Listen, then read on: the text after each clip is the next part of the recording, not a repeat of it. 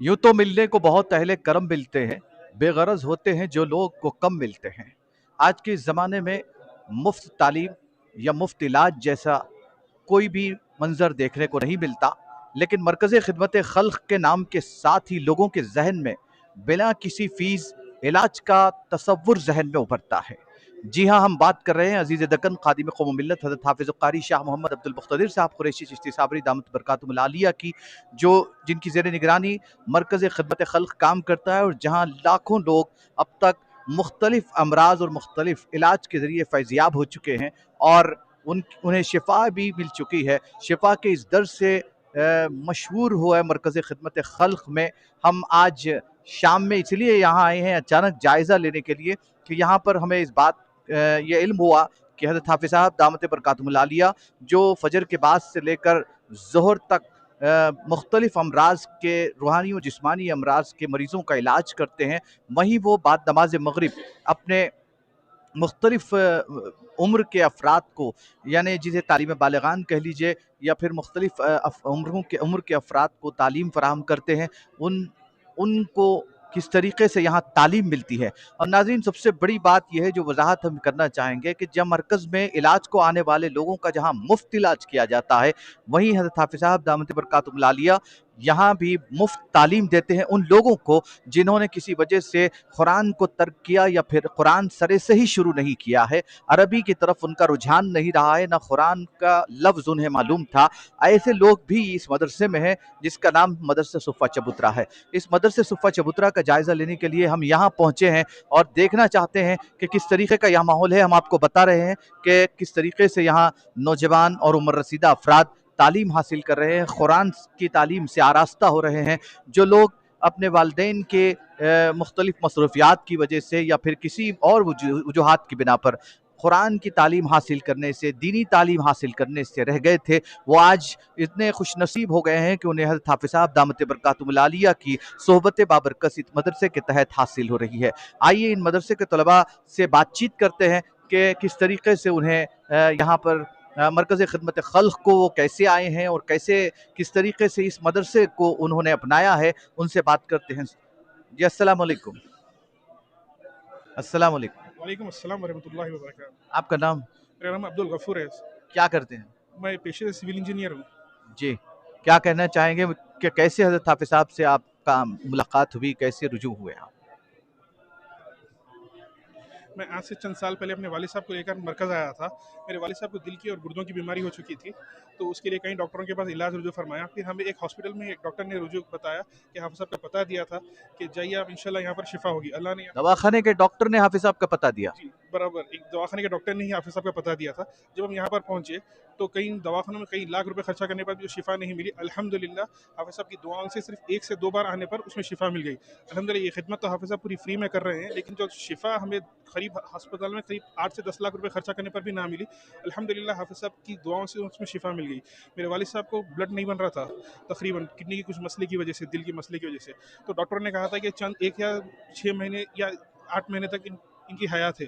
लेकिन अल्हम्दुलिल्लाह हाफ़िज़ साहब के पास जब हम आए, दुआ पढ़ाए, हाफ़िज़ साहब ने एक बार सिर्फ दुआ दम दे दी, पानी दे दिया, उसके बाद अल्हम्दुलिल्लाह 7 साल तक वालिद साहब की हयात बढ़ गई उसमें, और कभी अल्हम्दुलिल्लाह कोई तबीयत मसला और कोई दूसरी परेशानी नहीं हुई। जब मैं इसी तरह रुजू होता गया, हाफ़िज़ साहब की खिदमत को देखकर, हाफ़िज़ साहब की मोहब्बत को देखकर, कोई शख्स बगैर पैसे लिए इतनी मेहनत कर रहा है, कौम की इतनी खिदमत कर रहा है। जब रुजू हुए तब पता चला कि हाफ़िज़ साहब के पास इतवार की मजालिस भी होती है, जिसमें इस्लाह क़ल्ब भी होता है। तो मैं हाफ़िज़ साहब के साथ जुड़ गया। उसके बाद हमें दाढ़ी रखना सिखाया, सुन्नतों से मोहब्बत सिखाई।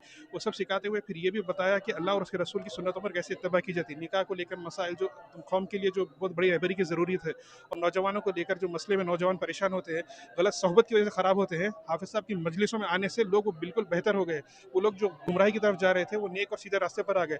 मैं खुद अपनी उम्र के नौजवानों के साथ जो बुराई के साथ हो रहा था, मैंने हाफ़िज़ साहब की मजलिसों में आकर वो देखा है कि लोग अपने क़ल्ब को अल्लाह की तरफ और आप सल्लल्लाहु अलैहि वसल्लम की मोहब्बत की तरफ बढ़कर गुनाहों से बच रहे हैं। यहाँ पर ऐसी मजलिस है जहाँ पर सिर्फ माँ बाप को, ये बच्चों को ये नहीं सिखाया जाता कि माँ बाप की अदब करो, माँ बाप को भी सिखाया जाता है कि बच्चों का हक अदा करे। कैसे इस तरफ एक तरफा नहीं, शोहरों को ये बात नहीं की जाती कि बीवियों के हक अदा करे, बीवियों से भी कहा जाता है कि शोहर का अदा करे। दो तरफा बात पूरी समझाई जाती है। हाफ़िज़ साहब ने जब हमें देखा कि हमें कुरान की तालीम नहीं आ रही है, फिर उससे हमें कुरान सिखाने के लिए ये सुफ़ा चबूतरा भी शुरू किया। आप देख सकते हैं हम सब इसमें नौजवानों को लेकर बुढ़ापे तक हर कोई ताजिर है, इसमें तलबा है, हर कोई है। इसके साथ साथ साथ मोहब्बत के साथ ये तालीम भी फ्री में दी जाती है। यहाँ पर भी हाफिज़ साहब 1 रुपया किसी से नहीं लेते, हर किसी के साथ खिदमत देते हैं, सबके साथ हमें सबको तिलावत सिखाते हैं, कुरान सिखाते हैं। अल्हम्दुलिल्लाह हम सबको करीब 2 से अढ़ाई पारे तक हाफ़िज़ बना दिया गया, कई सूरों का इल्म दिया गया। आप कौन से पारे? जी, अल्हम्दुलिल्लाह मेरा 30वां पारा हिफ्ज़ मुकम्मल हो चुका है। अब 29वां पारा चल रहा है और सूरह यासीन और दीगर सूरे भी पूरे याद कर दिए गए हैं। और उसके बाद जब हम आगे बढ़ते गए हाफ़िज़ साहब की खिदमत के साथ, तो हाफ़िज़ साहब ने हमें इस सबके साथ जैसे फरमाते हैं, जब हम इतवार की महफ़िलों में देखते हैं, तो यहाँ पर पुलिस वालों के लिए दुआ होती है, मिलिट्री के लोगों के लिए दुआ होती है, हुकूमत के लिए दुआ होती है, और हमेशा ये कहा जाता है कि इससे बेहतरीन हुकूमत हमारे लिए कोई और नहीं हो सकती। हमें इससे मोहब्बत करना चाहिए, ये हमारे लिए अल्लाह का इंतखाब है। इसके साथ-साथ हाफ़िज़ साहब ने हमें ये भी सिखाया कि दीन का सबसे बेहतरीन हिस्सा ये है कि आप अपने देश से मोहब्बत करें, अपने मुल्क से मोहब्बत करें, अपने मुल्क में रहने वाले हिंदू, मुसलमान, सिख, ईसाई सबको अपना भाई मानकर चले। पहले अपने से पहले अपने भाइयों का ख्याल रखें। इन सब के साथ-साथ हाफ़िज़ साहब ने फिर हमें सिखाया कि हर किसी को एक साथ, एक दर्जे से, एक ही नज़र से देखना चाहिए। 15 अगस्त, 26 जनवरी इसको 30 साल से हाफ़िज़ साहब हर तरह से मनाते हैं और इसी तरह हुब्बुल वतनी की तरफ हमें आगे बढ़ाते हैं। उसी तरह दुनिया और आखिरत दोनों के साथ-साथ अपने देश के लिए भी कुछ करने के लिए, अपने मुल्क के लिए कामयाब बनने के लिए, हम सब जो इंजीनियरिंग के फील्ड में माहिर बन रहे हैं, तो हाफ़िज़ साहब ये नहीं कहते कि भाई सिर्फ दीन पे अमल करो। आप कहते हैं कि बेहतरीन से बेहतरीन इंजीनियर बनिए, अपने मुल्क को भी कामयाब करिए, उसके साथ दीन को भी आगे रखते हुए अपनी हुकूमत के लिए भी कुछ ऐसा करते जाइए कि हर किसी को देखकर आगे हमारे लिए फ़ख्र का महसूस हो। बहुत शुक्रिया। एक बहुत बड़ा काम चल रहा है जहां पर लोग दूर दूर से हजारों की तादाद में इलाज के लिए रुजू हो रहे हैं, रूहानी और जिस्मानी अमराज के इलाज के लिए रुजू हो रहे हैं, जहां उन्हें मुफ्त इलाज फराहम किया जा रहा है। आज के इस दौर में मुफ्त इलाज की फराहमी और फिर लोगों को इत्मीनान पहुंचाना, उनके दिलों को सुकून पहुंचाना और फिर लोगों का शिफा में तब्दील होना, उनका मर्ज शिफा में तब्दील होना, ये बहुत बड़ी बात है। लेकिन साथ साथ जब हम देखते हैं कि हज़रत हाफिज़ साहब दामत बरकातुहुल आलिया जो मरकज़ खिदमत खल्क के ज़रिए लोगों को बीमारी जैसे मुख्तलिफ अमराज जैसे अमराज से शिफा पाने वाले लोगों को यहाँ पर देखते हैं, जब उनमें ये देखते हैं कि उनमें कुरानी तालीमात का कहाँ किस हद तक रुझान है, तो मरकज़ खिदमत खल्क में के आते में ही हज़रत हाफिज़ साहब ने एक मदरसे सूफ़ा चबूतरा के नाम से कायम किया, जहाँ पर अब हम इस वक्त मौजूद हैं। आपको ये भी बता दें कि जब हमें मालूम हुआ कि किस तरीके से यह मदरसा चल रहा है, तो हम अचानक यहाँ जायज़ा लेने के लिए पहुँचे और ये जायज़ा लेने के बाद आपसे बात कराएंगे मुख्तलिफ लोगों की जो यहाँ तालीम हासिल कर रहे हैं। इस वक्त हम बात करेंगे एक और साहब यहाँ पर हैं, उनसे बात करेंगे, जानेंगे कि उनके क्या तासुरात हैं। जी अस्सलाम वालेकुम। अस्सलाम वालेकुम वरहमतुल्लाहि वबरकातुहू। जी आपका नाम? मेरा नाम मोहम्मद रहमत अली है। मैं इरिगेशन डिपार्टमेंट इंजीनियर हूँ। 37 साल गज़ेटेड ऑफिसर करने के बाद मैं 14 में रिटायर्ड हुआ। इत्तेफाक क्या हुआ कि मेरी लड़की, छोटी लड़की बीमार हो गई थी। तो मेरे दोस्त भी थोड़े दिन पहले यहाँ आके गए हुए थे हाफिज़ साहब के पास, तो उन्होंने बोले कि रहमत जाओ, वहाँ पर हाफिज़ साहब रहते, दुआ पढ़ते और अगरबत्ती मिलते, इंशाल्लाह तुम्हारी बच्ची अच्छी हो जाएगी। क्या हुआ था आपकी? कुछ तबीयत ख़राब हो गई थी, तो फिर लेके आया, लेके आने के बाद दुआ पढ़ाया, उसके बाद बच्ची माशाअल्लाह की वजह अच्छी हो गई। मेरे पीर के दर पे जो एक बार गमज़दा हो आता है और उनसे मुंसलिक हो जाता है, तो ज़िंदगी में कभी गमज़दा नहीं होता। यहाँ कैसे आप मदरसे में क्या तालीम हासिल? अल्लाह की वजह से मैं तो कुरान शरीफ तो पढ़ता ही था, मगर तजवीज़ से नहीं आता था। तो एक तकरीबन 2.5 साल से कायदे के साथ हाफिज़ साहब के निगरानी 2.5 साल से कायदा और कुरान शरीफ, और अल्लाह के फज़ल से आज 5 पारे हो गए हमारे अल्लाह से, 30वां पारा हिफ्ज़ हो रहा है। और बस माशाअल्लाह मेरे पीर को हमेशा सलामत रखे, उनके ख़ानदान को सलामत रखे, हर तरीक़े से सिम से उनकी हिफाज़त फरमाए, बस यही दुआ है।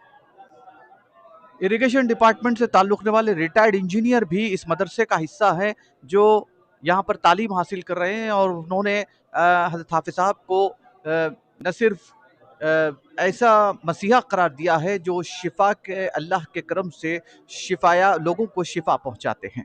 आइए बात करते हैं, हमारे पास मौजूद है एक और साहब, उनसे बात करते हैं, देखते हैं क्या कहना चाहेंगे वो। अस्सलाम वालेकुम। अस्सलाम वालेकुम। वालेकुम अस्सलाम वरहमतुल्लाहि वबरकातुहू। जी आपका नाम? मेरा नाम डॉक्टर मोहम्मद इब्राहिम है। क्या करते हैं आप? मैं प्रोफेसर हूँ फार्मेसी कॉलेज में। यहाँ हज़रत हाफिज़ साहब से कैसे जुड़े? अल्हम्दुलिल्लाह दुनिया का सताया हुआ था मैं, यानी अपने ख़ुद रिश्तेदारों से, दोस्त अहबाब से सताया हुआ था और काफ़ी तक मैंने मुश्किलातों का सामना किया। ख़ुद को बचाने के लिए दुनिया में गैर के हाथ भी इलाज के लिए गया था, लेकिन थक चुका था, इधर पैसे उधर पैसे खर्चा कर कर। लेकिन जब मेरे अज़ीज़ एक दोस्त थे, जो उनसे पता मिला था हाफिज़ साहब का, वो बस मैंने तो ये सोच लिया था कि बस है, अब अल्लाह के हाथ है ज़िंदगी जो भी है। लेकिन जब हाफिज़ साहब का जब पता लगा मुझे, जब हाफिज़ साहब से रब्त हुआ मेरा, अल्हम्दुलिल्लाह पहली मुलाकात में तो दिल इतना इत्मीनान पा गया था कि बस जो भी है यहीं पर है। फिर हाफिज़ साहब से जस्ट बात होने के बाद 1 हफ़्ते के बाद बुलाए मुझे। 1 हफ़्ते के बाद जब वापस आया मैं, हाफिज़ साहब का कहने लगे, देखिए काफ़ी हद तक आप मुतासिर है, अल्हम्दुलिल्लाह मैंने इस्तिखारा किया है, आपका इलाज हो सकता है, आपकी फैमिली का। अल्हम्दुलिल्लाह आगे 15 दिन जब देखा मैं, यकीनन दुनिया एक जन्नत लगने लगी। जब अल्लाह वालों से हमारा रब्त हुआ, यकीन मानिए ऐसा लग रहा था कि हम एक माँ के आंचल से हम वाबस्ता हो गए और दुनिया का सुकून मिलने लगा। हाफिज साहब के पास आने से पहले जो आपकी जिंदगी थी, कैसा गम था, किस तरीके के सताए हुए थे आप, उसका वजाहत कीजिए। वल्लाही ऐसा लगता था कि कभी कभी हम दुनिया के ठुकराए हुए हैं, अपनों से, रिश्तेदारों से, भाई बहन से, इतना हमको गिरा दिया गया था, बस जायदाद के ताल्लुक से बहुत नज़रअंदाज किया गया था हमको। लेकिन मैं अपनी फैमिली से, जॉइंट फैमिली थी, अलग हुआ मेरे बीवी बच्चों को लेकर। बस दुनिया में हर जगह गया इलाज के लिए, लेकिन सेटिस्फाई नहीं था, हर जगह जिंदगी घुटने टेक चुकी थी। हकीकतन ऐसा लग रहा था कि हमको कोई कसर नहीं छोड़े थे, खबर में पहुंचा दिए थे। वल्लाही हाफिज़ साहब ने हमको खबर से यानी दूसरी ज़िंदगी दी है हमको। वल्लाह यहाँ पे आने के बाद जब हाफिज़ साहब से रब्त हुआ हमारा, एक दिली इत्मीनान महसूस होने लगा और दीन से रग़बत होने लगा हमको। दीन भी सुधरने लगा, परेशानियाँ तो जैसी थी वैसी थी, लेकिन हल्का-हल्का जैसा ऐसा लगता था कि हमारी माँ के आँचल में आ गया एक बच्चा, ज़माने से खोया हुआ माँ के आँचल में आके जैसा सुकून पाता था, वो सुकून लगने लगा। अल्हम्दुलिल्लाह धीरे-धीरे जो है हाफिज़ साहब से इतना रग़बत हो गई कि बिना उनके रहा नहीं जाता था। यहाँ क्या करें?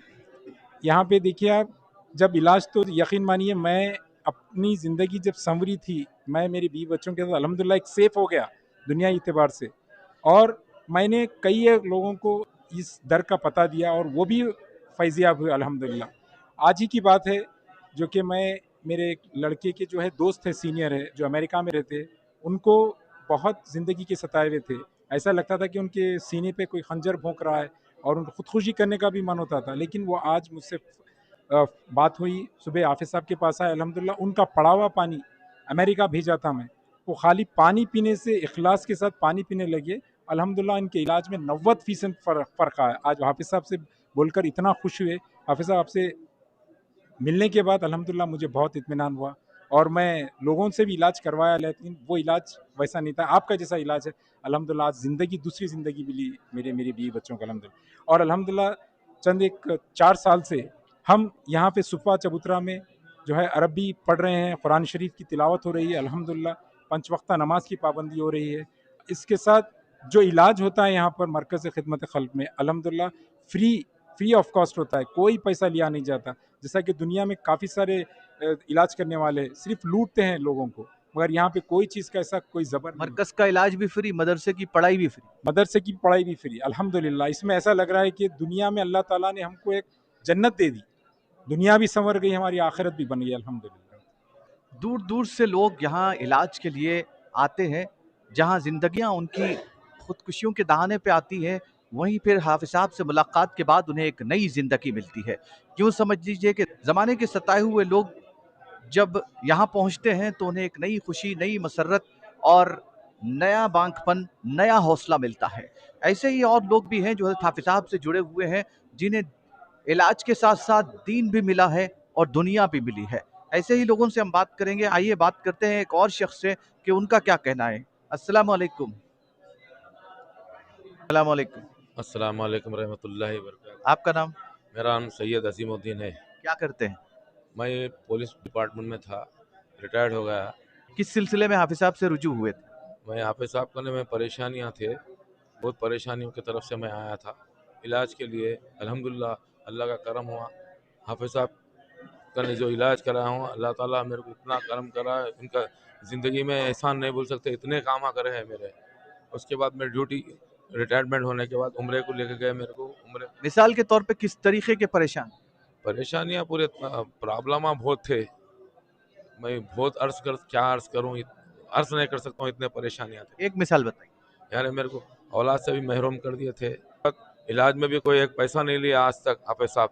उसके बाद सुफ़ा चबूतरा में अरबी के लिए मैं एडमिशन लिया हूँ। यहाँ भी फ्री तालीम शुरू से पढ़ा रहे हैं मेरे को नूरानी खैरा। अल्हम्दुलिल्लाह अल्हम्दुलिल्लाह, अल्लाह का शुक्र है।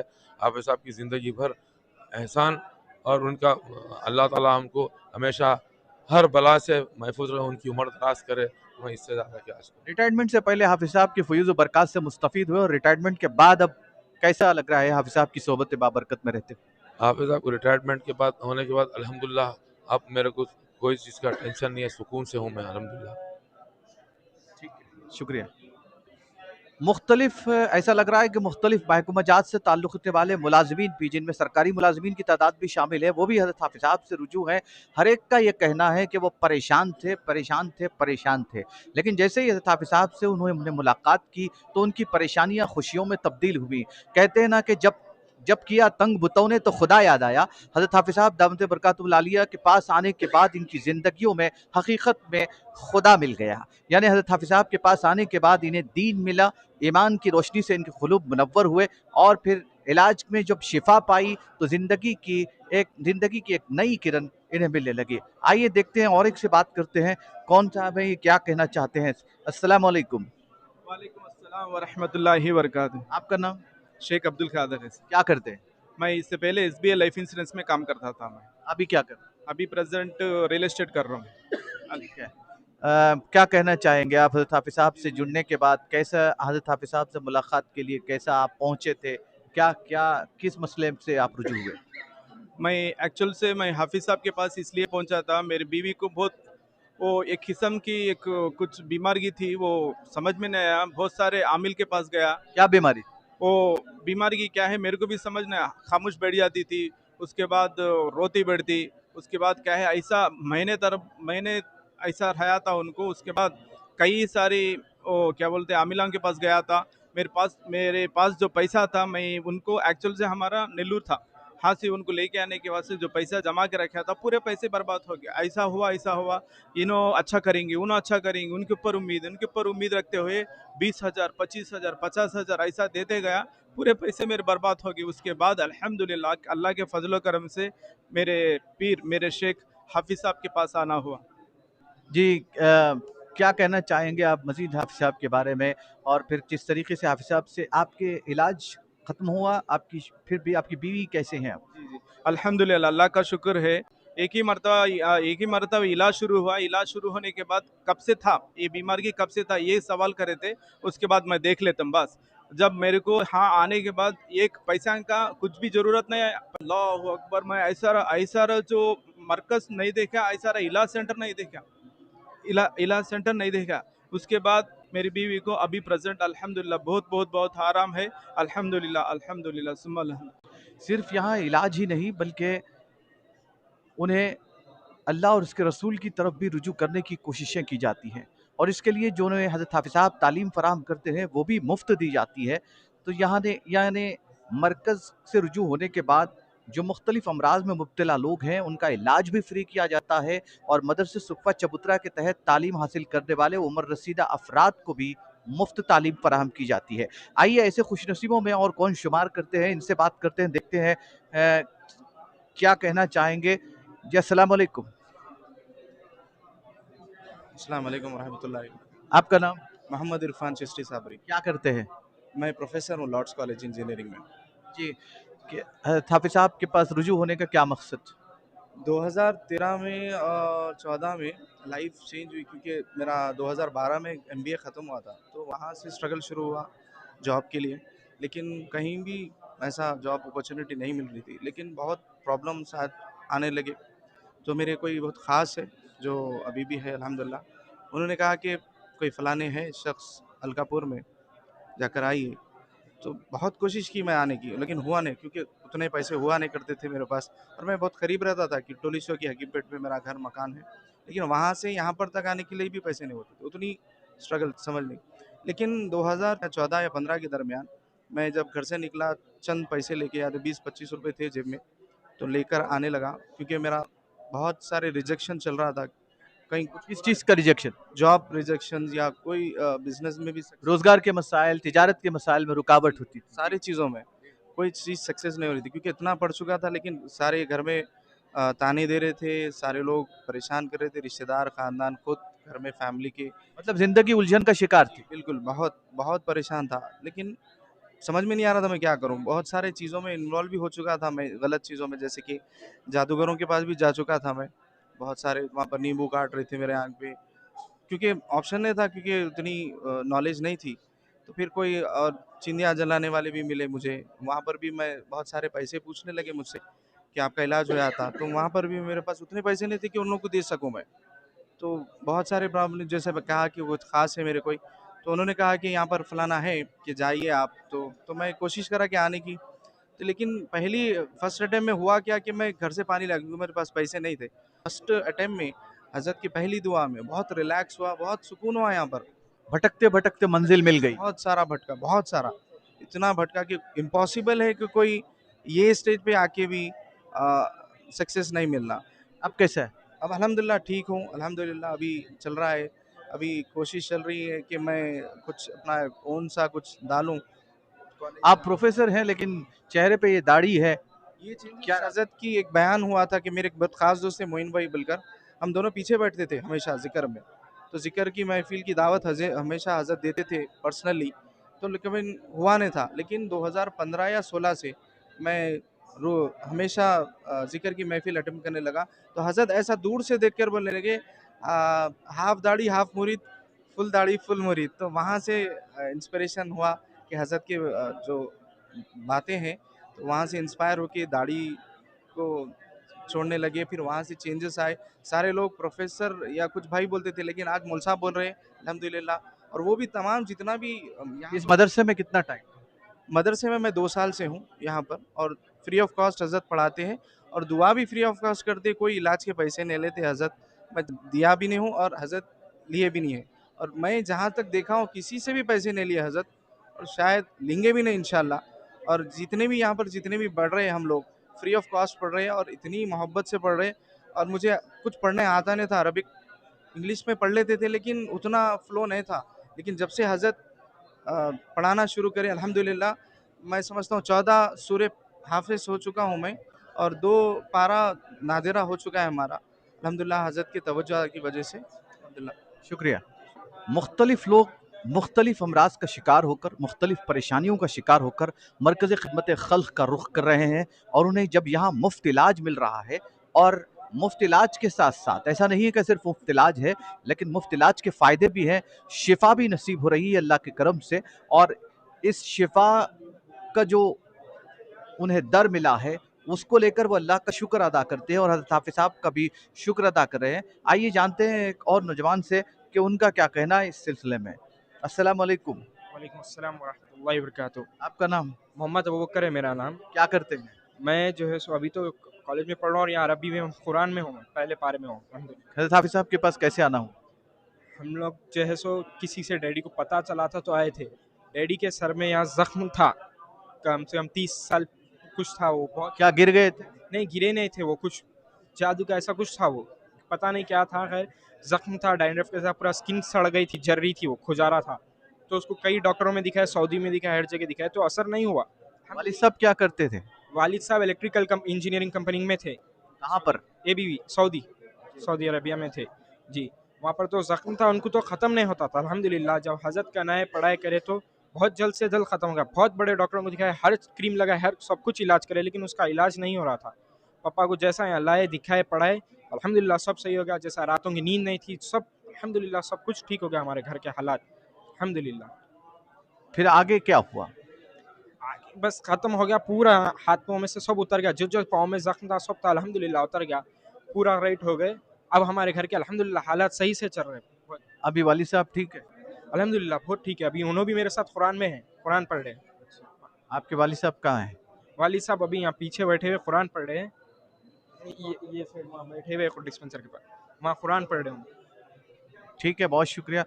यहाँ पर आने के बाद आप हाफ़िज़ साहब के मदरसे में जो आप आए हैं, क्या कैसा आपको इसमें क्या फ़ायदा हो रहा है?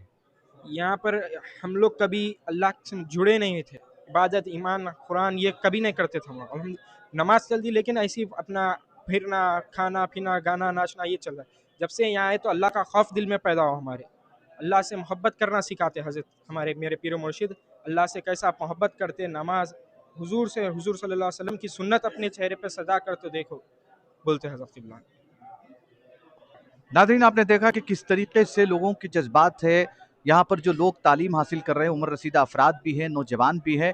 इसको लेकर एक बात का पता ज़रूर चलता है कि हज़रत हाफ़िज़ साहब के की जो खिदमात हैं उसमें एक दर्द छलकता है। इंसानियत का दर्द अपने सीने में लेकर हज़रत हाफ़िज़ साहब जिस तरीके से लोगों की खिदमत करते हैं, वो अल्लाह का फ़ज़ल है और वो भी उसे अल्लाह का करम कहते हैं और उसे व अम्मा बिनिअमति रब्बिका फ़हद्दिस की तफसीर कहते हैं। इसी के साथ साथ हज़रत हाफ़िज़ साहब दामत बरकातुहुल आलिया की सादगी को लेकर भी लोगों का कहना है कि हज़रत हाफ़िज़ साहब इंतहाई सादगी पसंद हैं, जिसके लिए हज़रत हाफ़िज़ साहब अक्सर कहते हैं कि ये मेरे दिल की आवाज़ के मैं कुछ भी नहीं हूँ, इस पर है मुझे नाज़ के मैं कुछ भी नहीं हूँ, कुछ होना मेरा ज़िल्लत व ख़ारी का सबब है, ये है मेरा एज़ाज़ के मैं कुछ भी नहीं हूँ। अपनी सादगी को इस तरीके से पेश करते हुए लोगों के ज़ख्मों का मदावा बनने वाले हज़रत हाफ़िज़ साहब की शख्सियत ने जब अपने पास इलाज के लिए आने वाले लोगों को दीन से दूरी देखी, तो फिर मदरसे सुफ़ा चबूतरा कायम किया और मदरसे सुफ़ा चबूतरा में उन्हें दीन की तालीम और शरीयत के साथ शरीयत की लाजमी पाबंदी के लिए उन्हें पाबंद बनाया जा रहा है। मुख्तलिफ अमराज का शिकार लोग जब इस दर पे आते हैं तो यहाँ उन्हें अल्लाह के करम से शिफा नसीब होती है और शिफा का ये दर अब दुनिया भर में मशहूर हो रहा है। ऐसी बात नहीं है कि ये दर अब मशहूर हो रहा है। 29 साल से हज़रत हाफ़िज़ साहब की ये खिदमात मुसलसल जारी हैं। 29 सालों में करोड़ों लोगों ने हज़रत हाफ़िज़ साहब से फैज़ पाया है और उनकी ज़िंदगियों में तब्दीली आई है, इनकलाब आया है। कई मसाइल से 2-4 लोग यहाँ आज भी रुजू होते हैं। हर सुबह निकलने वाली सूरज की किरणों के साथ मरकज़ खिदमत खल्क़ में मौजिज़े कुरान खुदा की तरफ से दिखाया जाता है हज़रत हाफ़िज़ साहब की सूरत में, और ये मौजिज़ा चल रहा है और इसी के चलते दुनिया भर से लोग यहाँ रुजू हो रहे हैं।